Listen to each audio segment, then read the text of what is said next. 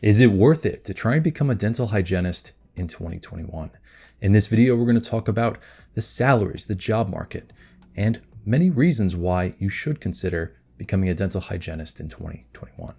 But first, what is a dental hygienist? Dental hygienists examine patients for signs of oral diseases such as gingivitis. They are typically tasked with doing the following: removing tartar, stains, and plaque from teeth, applying sealants, taking and developing dental x-rays, and often advising patients on oral health maintenance such as flossing and brushing. They can also provide fluoride treatment to patients.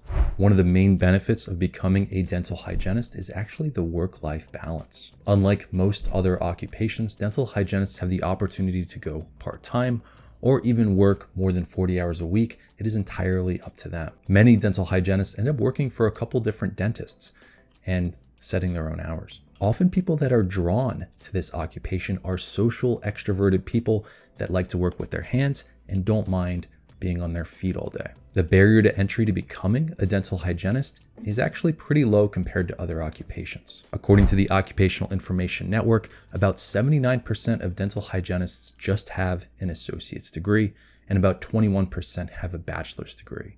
So you really only need an associate's degree to begin working as a dental hygienist, although a bachelor's degree doesn't hurt. Also, it isn't uncommon for people that are unsure about becoming dentists to start working as a dental hygienist and then go to night school and eventually take classes and really see if dentistry is for them. Another perk of becoming a dental hygienist is the compensation. According to the government, the average base salary of a dental hygienist in 2020 was $78,050.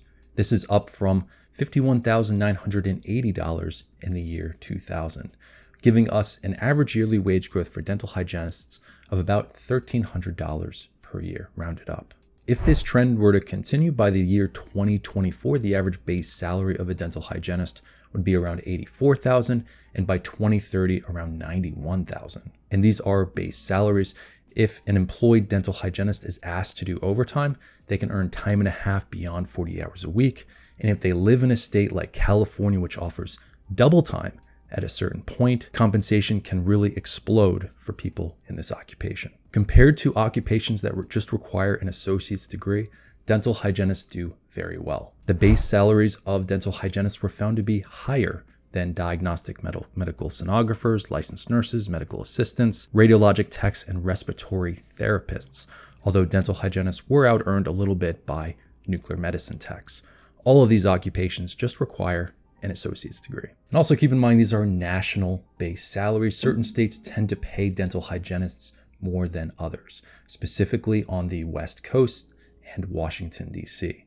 In the year 2020, it was found that Alaska actually tends to pay dental hygienists the most, the highest base salary, with an average base salary of around $115,000 in the state of Alaska. Other high-paying states for dental hygienists include the Golden State, the state of California, where the average base salary is around $110,000, state of Washington around $95,000, and DC also around $95,000. So given that this occupation only requires an associate's degree, dental hygienists can do pretty well financially, especially in certain markets, and especially if they have the opportunity to work overtime, especially in high-paying places such as the state of California. So what happened last year to the job market of dental hygienists?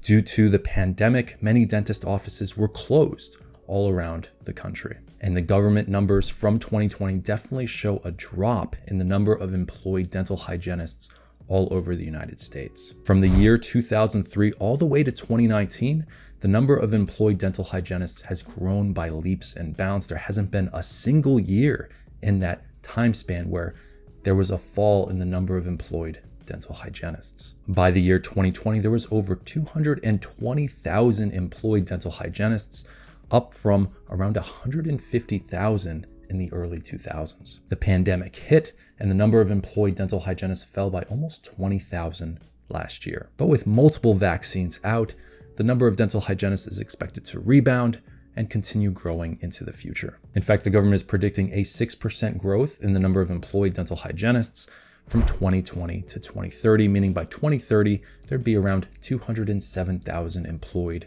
dental hygienists all across the country. As of right now, the pandemic is still going on, and the one way to really gauge how hot the job market is just to look at the number of job postings on different job boards. I usually look at Indeed.com, Glassdoor, and LinkedIn. On Glassdoor.com, I found 20,641 job opportunities for dental hygienists. On Indeed.com, I found 9,196. And on LinkedIn, I found 10,470 job postings related to this occupation. The truth is, the job market is still pretty competitive for dental hygienists because we're still going through this pandemic. It's going to be really interesting to look at these numbers a year or two from now. But as of right now, there's not that many job postings when you consider that there's about 195,000 employed dental hygienists. The fact that there's only 9, 10, 20,000 job postings on these different job boards means that it's still pretty competitive. There's not that many job opportunities going around at this moment in time. But in my opinion, I think these numbers are going to look a lot different over the next 1 to 2 years. When you are looking at different occupations, another factor to consider is taking a Myers-Briggs personality test and figuring out your type. According to the Myers-Briggs company, certain personality types are attracted to this occupation. The Myers-Briggs company found the following. The most likely Myers-Briggs type to become a dental hygienist is the ENFJ, also known as the giver. Second most likely type, the caregiver, also known as the ESFJ. Third, the INFJ, also known as the advocate. And then number 4 is the performer, also known as the ESFP. Notice that all 4 of these types have a preference for feeling over thinking. Don't make the mistake of thinking that this means that dental hygienists are less intelligent because they're feeling over thinking. This is just a personality preference. So as you can see, there are definitely pros and cons to becoming a dental hygienist in 2021. If you enjoyed this video, definitely check out some of my other videos on different occupations. Thanks so much for watching, and I will see you in the next video.